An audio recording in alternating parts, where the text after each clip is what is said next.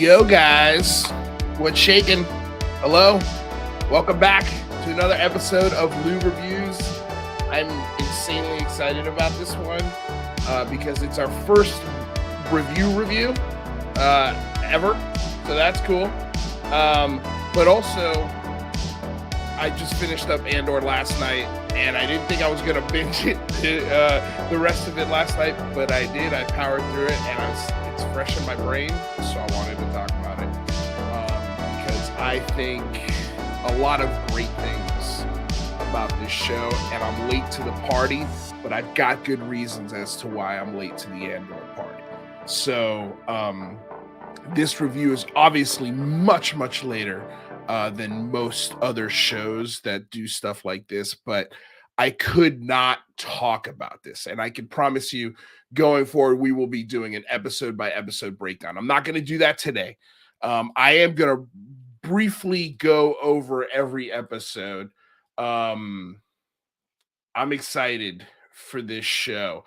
And cool enough, today, I saw on Twitter that Diego Luna was nominated for a People's Choice Award for his role as Cassian Andor on this show.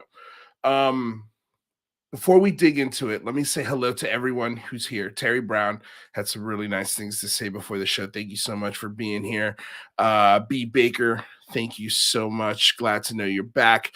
And if I should waste my time with Andor, I haven't heard good things. Well, I'm going to give you a much better breakdown than the people who are talking about it around you. I promise. I think it's a great show.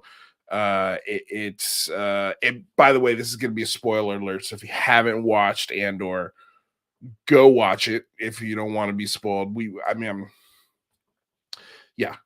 things will be spoiled. So definitely you should know. Swink McLeod with shaking. Bad News Bear 85. This should be fun. It will be fun. Swink McLeod, good afternoon. Good afternoon back to hello, Leah Prime. How are you? Welcome. UFO historian Majestic Q Clearance. Thank you for being here. Jesse Peak with shaking. Pat Calabria, the usual suspects. I love it. Medical 2016. Gonna check out Andor tonight. Okay. Before you do, let me tell you, Manacle, get through episode 3 before you decide whether or not you're going to invest the rest of your time into the show. I think episode 3, let's get into it. Okay. First of all, this show rules. It's, I think, the best thing that I've seen Star Wars do in a really long time. I think... And I'm going to count Rogue One, a Star Wars story. I guess it was considered part of that sort of sub division of Star Wars or whatever you want to call it. But I think that film and this series, hands down, is the best thing to come out since the original films. I'm going to go way better than prequels. I think people are going back to prequels and going, man, this is so much better than what they've put out. The post prequel and post original series, the new stuff with Rey and Finn. It's better than all of that. All of it. Except for maybe Star Wars. I think it's Rebels. That film, the Clone Wars. Clone Wars is also another really wonderful thing I love about Star Wars. And of course, I'm not counting the books. The books, I think, if they stuck to the books, and I think Andor is the closest thing to the books and comics that you can get when it comes to Star Wars. Okay. So why do I say get to that third episode? This series as a whole, and I believe it's got, they haven't filmed every single episode yet, but there's 10 episodes in this season, And Cassian Andor has 24 episodes on IMDb, so they're getting another at least it looks like 14 episodes. um this show does a really wonderful job of telling many stories within an arc of a season. And so they literally take 3 episodes to explain one thing and how people meet and why it's significant, and they do it beautifully. The writing on this show is amazing. And a really the only thing that to me sets it apart between, and I'm not saying that this show's better than Game of Thrones, but if it was bloody, if it had just a touch more of adultness to it, it would be in the realm of Game of Thrones, the early stuff, the early seasons of Game of Thrones. The way that this show paints the picture of how the rebellion started and why Cassian Andor is such an important part of it, and who his mother was and why she's an important part, and sort of a real big part of how this rebellion just kicks off and ignites in a culmination of basically a riot at the end of the last show. Um, it's so good, and the acting is just as good as the writing, if not better. I mean, they both complement each other beautifully. Stellan Skarsgård, who plays Luthen Rael, is amazing. I mean, the Skarsgård acting family tree is already really impressive as it is. And a couple of other standouts, obviously Diego Luna. It's so cool to see a Latin guy doing Star Wars and carrying it. The two best things Star Wars has going on right now is The Mandalorian and this show. And I think Andor beats Mandalorian by a mile. And I really like The Mandalorian. But the fact that there's two Latinos heading up the two best shows in on Disney Plus, I think, and a lot of other places. That's cool. That's really, really cool to see that. And so with that said, some other just standout acting that I loved. Anton Lesser, who plays Major Partagas, is superb. The thing that I love about this show is that it's the closest thing to the books and comics, and it really paints a wonderful picture of how ruthless and calculating and evil the empire is becoming. It's like they take an inch, you give them an inch, and they take a yard.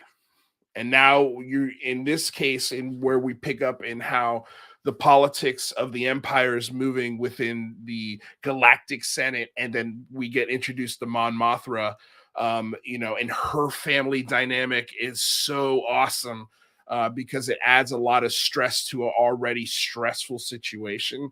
um Gosh, yeah, it's they tell these wonderful stories with Diego Luna and where he came from and how he was turned into essentially a rebellion fighter.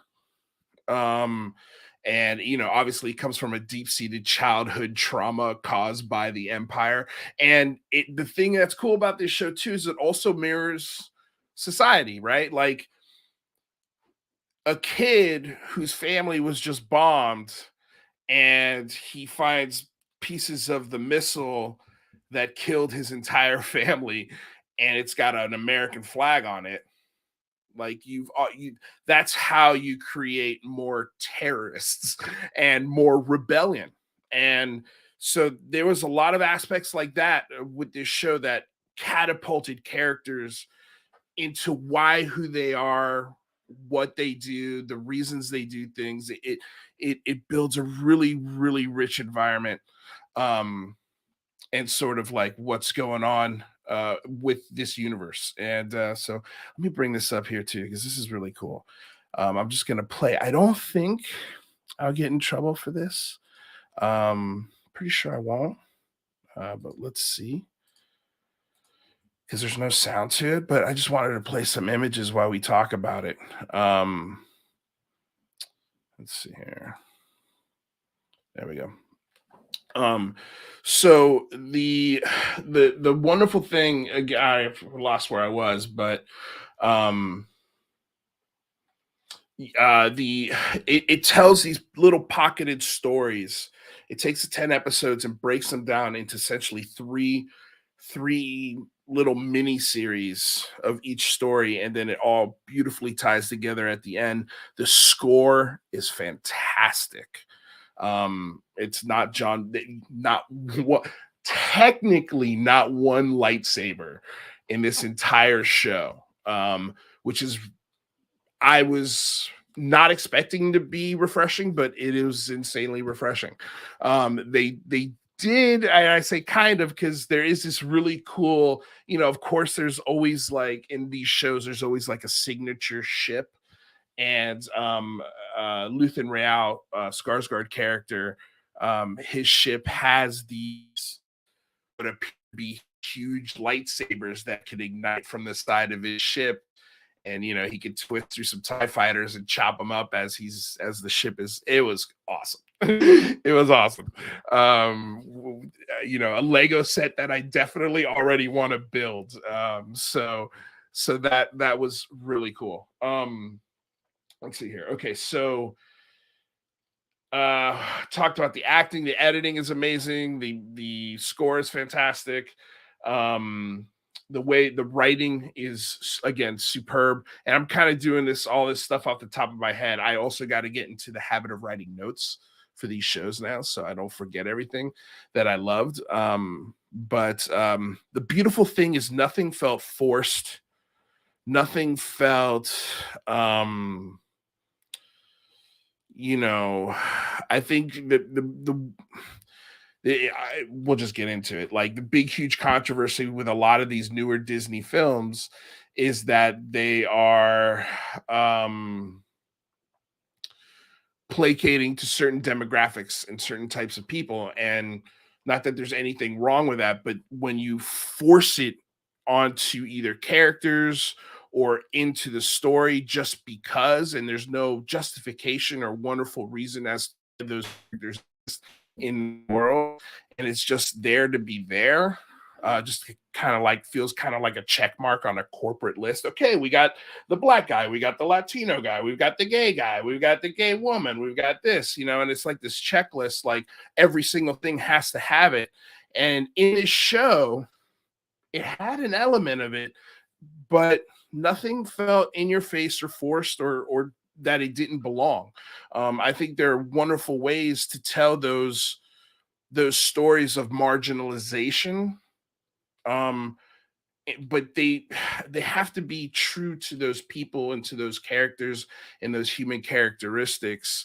So then that way it works when it's transferred to film. And maybe I think that's when you ignite the minds of people who maybe normally don't think that way.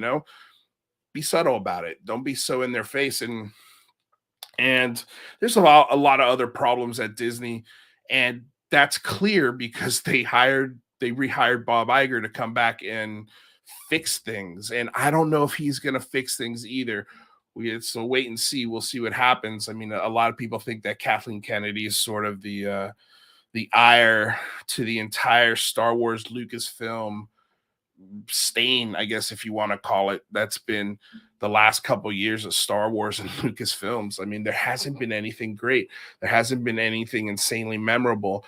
I loved Mandalorian, but a lot of it is fan service, and not that I don't love fan service. Of course, I love seeing, Boba Fett. I love seeing a Rancor. I love seeing Darth Vader fight. But if these stories that surround these situations, these dream, sort of where a fanboy like me of Star Wars just drools at the mouth of the idea, oh my God, Obi-Wan Kenobi is going to fight Darth Vader. But if the story around how that event happens isn't very good, I I don't care what the matchup is, like so. And I think and let's face it, like when you take a great character like Luke Skywalker and you then present him in a new film, like the complete opposite of who he was and his morals and the reason why he became a Jedi and turn him into a guy who runs away from his problems and disappears and doesn't talk to anybody, becomes a hermit. Like you're kind of disrespecting the characters and the lore. So we'll see what happens with Star Wars. But the reason why I think, getting back to Andor, I think this blueprint and this risk taking that Disney did with this show, there is some pretty violent scenes in this show. Guy got stabbed like with a knife. No blood, it cuts and the death scenes are quick and simple. But there are, camera shots where you see Andor holding the gun or the blaster to a guy's head, and then the camera pulls up and boom, you hear the blaster. So clearly he blew his brains out. Um, awesome. I think that's awesome. And I think it adds, even though the characters of Mon Mothra and Andor, Cassian Andor, are going to make it to a certain part of the story, right? Because obviously Mon Mothra gave the plans for the Death Star and helped plan that, and she's an important integral part of funding the rebellion. And so her cunningness to be able to walk the line of being a senator and a rebel right under the nose of Palpatine, I think there is some really great opportunities for wonderful storytelling, and they took it in this series. She's one of my favorite characters in this show. She is acted by let me get the actress's name, Genevieve O'Reilly, and she's in all 10 episodes, and I just love her. The costumes in this show are a chef's kiss. They're perfection, especially hers. Her costumes are fierce as hell. So that's another just layer to this wonderful 7-layer nacho dip. Let's see what else. Let's see what you guys are saying. Luke drinking green alien walrus milk was the worst. That was the absolute worst. And Mr. Fish makes a great point here, and I forgot to mention this, but it was filmed at Shepperton Studios in England. The script is fantastic, photography brilliant, and as they used real location with CGI in the background rather than the other way around, makes you feel like you're there. 100%. That's the fact that it was filmed at Shepperton Studios should have been a comfort blanket for a lot of folks, and this is why I'm late to the Andor train.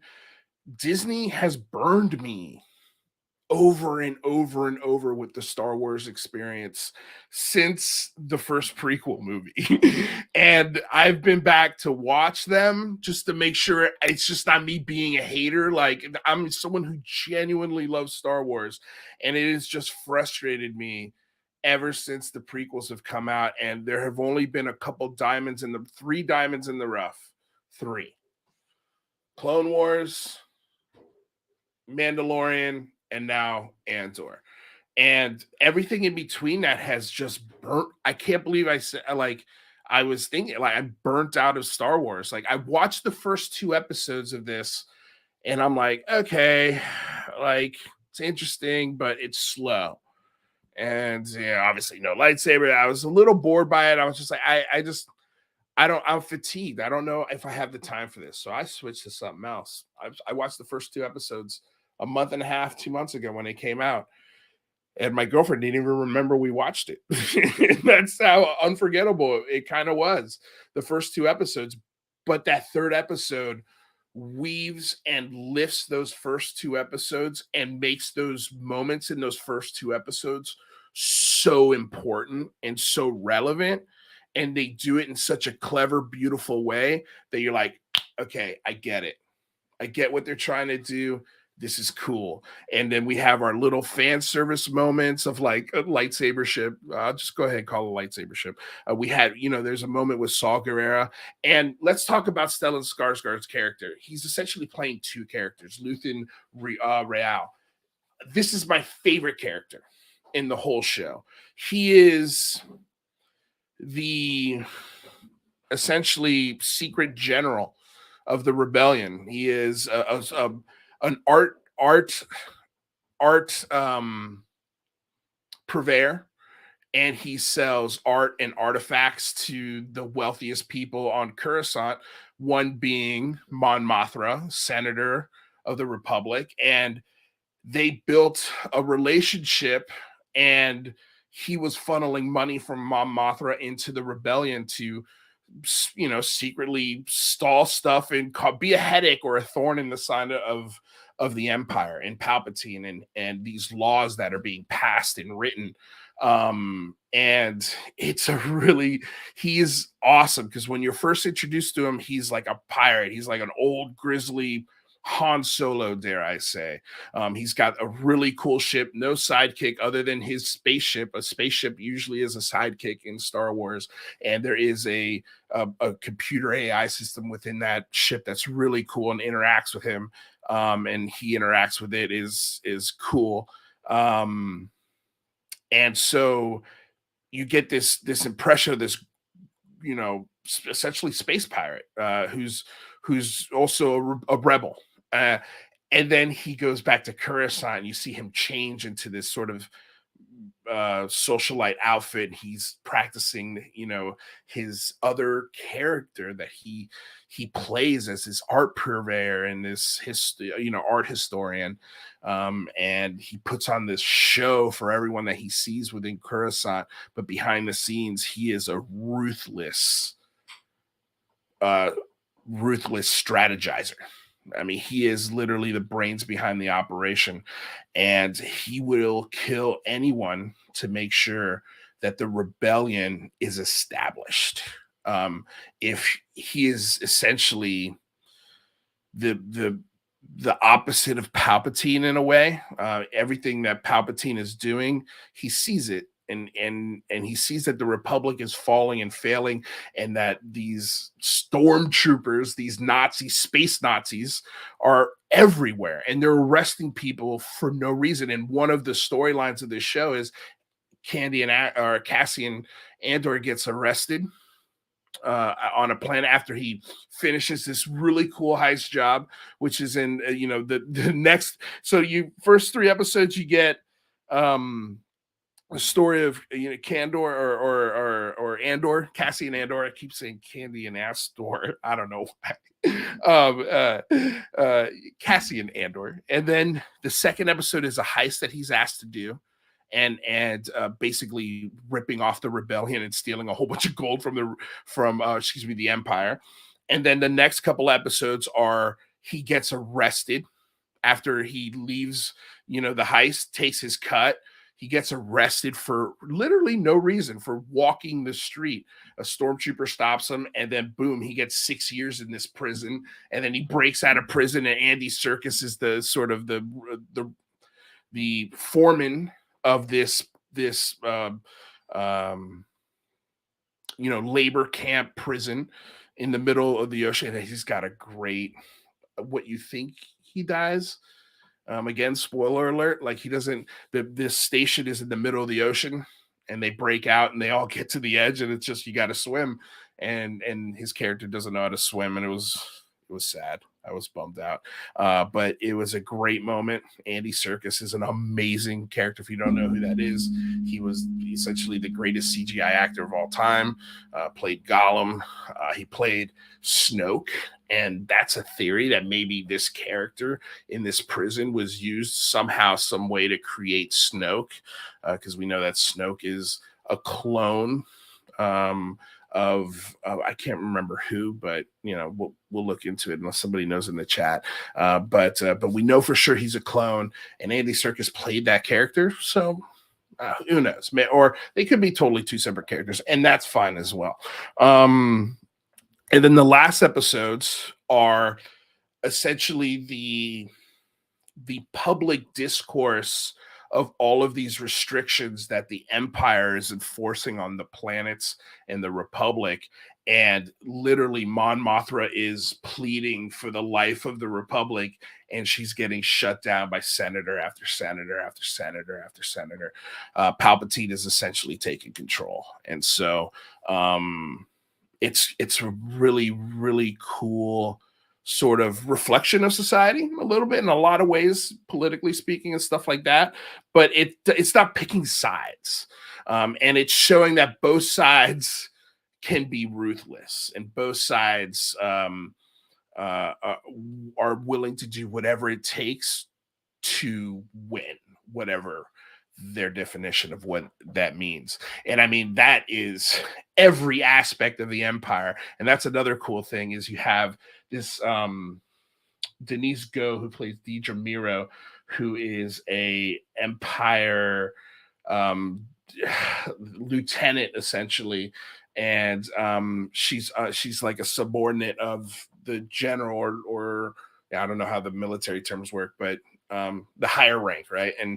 And the back and forth between the people within this committee who are reporting security issues and things like that eventually get up to Palpatine, they're ruthless to each other. They don't share information with each other. They're all about advancement and getting closer to power. They want to be the most powerful general, their most powerful, part, be close to, Palpatine. The closer you are to power, the more powerful you are.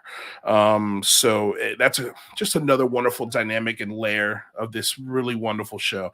I think, and we're gonna cut this pretty soon, but I think this show is the future of Star. If Disney and Bob Iger are serious about the health of not only Star Wars, but if you have a healthy Star Wars, that means that you have a healthy Disney.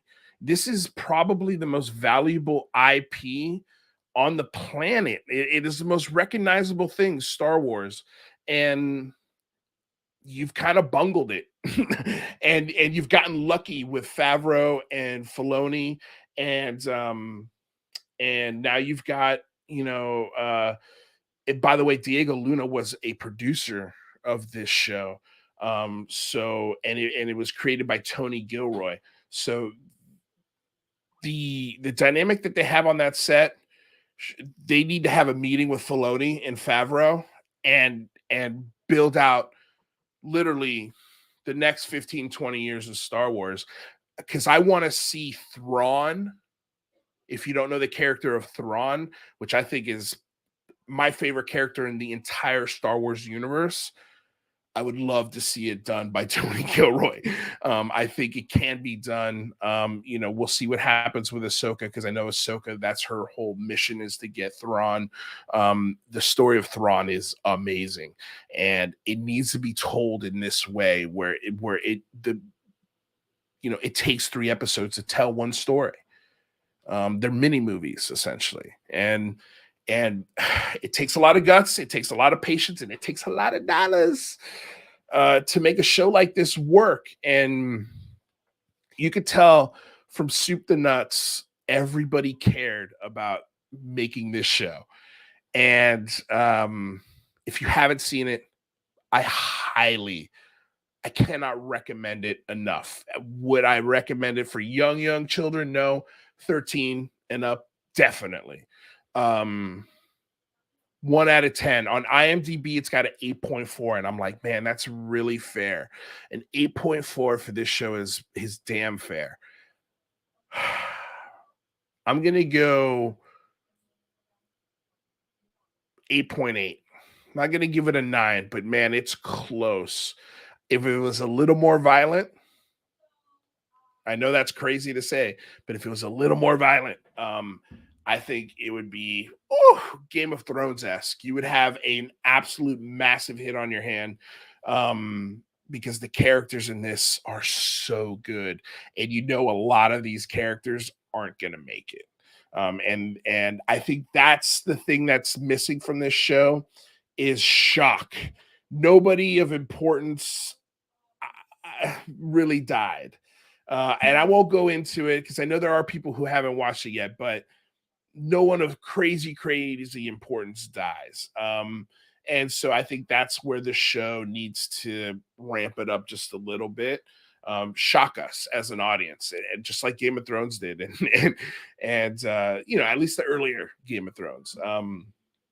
And you'll have close to perfect show. I really enjoyed the hell out of it. But let me see what you guys think. Take any, if you have any questions, I should probably start saying this stuff at the top of the show, but yes, save them for the end of the show and we'll answer them at the end here. I hope I didn't miss anybody's like super chat or anything like that. I don't think I did. You know, this is basically a brand new show, brand new audience, so not as big as usual, which is totally great. That's freaking awesome. That means that we lost everybody that we probably wanted to lose, and that's cool. Hopefully they come back, because we'll still be talking about that stuff, but just not today. Today is Andor. But okay, so if anybody's got a question, let me know. Let's see here. Matt, I agree with Lou. A lot of people feel burned by Disney. That's probably one of the reasons. Anyways, let's see what Matt says. How receptive are the general public to Andor? I've had a hard time convincing people to try it.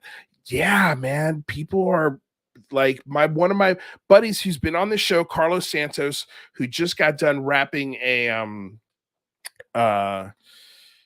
oh my gosh, why am I forgetting his name? He's the writer of The Office. He just did a killer show that's going to be on a major network television. He's been on the show a couple times, and we go and watch Star Wars together. And he was pushing this on me 2 or 3 weeks ago when we did an improv show. And I was like, man, I don't know, man. I'm just kind of burnt out. But then when I decided, hey, look, let's do Lou reviews, I was like, all right, we have to watch Andor. Now we have to watch it. We have to commit to it. And I think that's where I was. But this show's got me back. Like this and Mandalorian, I will always watch. Mandalorian is flirting with kind of being a little cheeky and a little too much fan service. I think they had something really cool there, but they're trying to just squeeze too much into this thing. I would like to see, well, whatever. We're not talking about Mandalorian. We'll talk about that when the new season comes out. We'll definitely be covering that episode by episode. We'll do it live just like this, so you guys can interact with us. And yeah, okay. So I think that's it. So I gave you guys a score. Again, like these things will be more detailed. I just reviewed the whole season in 38 minutes. Okay. So it's not as detailed as I would have liked, but I promise you, as we go on, we'll nail these reviews a lot better, and I'll have more notes and stuff like that. I'm going to be going to Vegas for a couple of days, but a couple of things that are coming up while I'm in Vegas, I'm going to be working on. I went to Disneyland out here for the first time in Anaheim, and I've got a review of Disneyland. So we're going to talk about Disneyland, particularly the Star Wars land, the Galaxy's Edge. We went on the 2 big rides there, so that was cool. We'll talk about it, and that'll be an edited review, I'm pretty sure. I don't think we'll do that one live. And then let's see here, what else? Dolphins play on Sunday, so we'll probably do a post-game short thing about that. And what else? I think that's it for right now at the top. I know I got more stuff planned, but again, whatever. Stay tuned, ring the bell. That way, when these reviews come out, you know about it. Other than that, stay safe.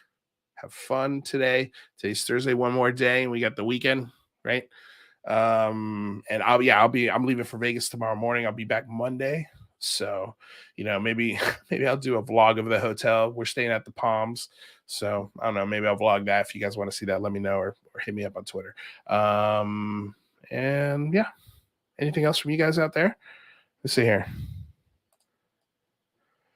They still have the haunted house at Disneyland. Love that as a kid. They do, but we heard from somebody that it breaks every day around 5:00, and they have a list of things every single day that they have to fix on that ride. We were in line with somebody, and it broke, and yeah. So, but it's still there. Enjoy all. Thanks, man. Thank you. Good night. Medical 2016. Have a good one, Lou. Thanks for the stream. No problem. You're welcome, Sweet McCloud. Yeah, do the Palms. I stayed there. I've never stayed at the Palms.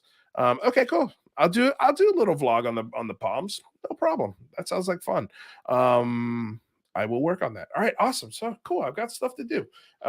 What else? There was something else that we were gonna review, but I can't think of it right now. Anyway, all right. Have a great Thursday, y'all. Love ya. Be good to each other. Hold on a second. I got to do this thing. This thing right here. Yeah, where we do this thing and it plays music while we say goodbye to everyone. Don't forget to like, share, subscribe, all that good stuff. Show this. And also, if you're interested in doing like this on your own YouTube channel, there's a StreamYard link. That's the software I use to stream all my shows. You get an affiliate link, gives me a little kickback, a little bump for my yearly cost of this, and you guys get a discount as well. So yeah, if you have surprisingly about 6 or 7 people have used it. So I have no idea who they are, but if you have any questions about StreamYard, let me know, and maybe I'll do a review on StreamYard, the actual service. It's really cool. It's super easy to use. So anyway, that's it. Have a great night, you guys. Until the next time I see you, which will probably be a couple days. Peace. Later.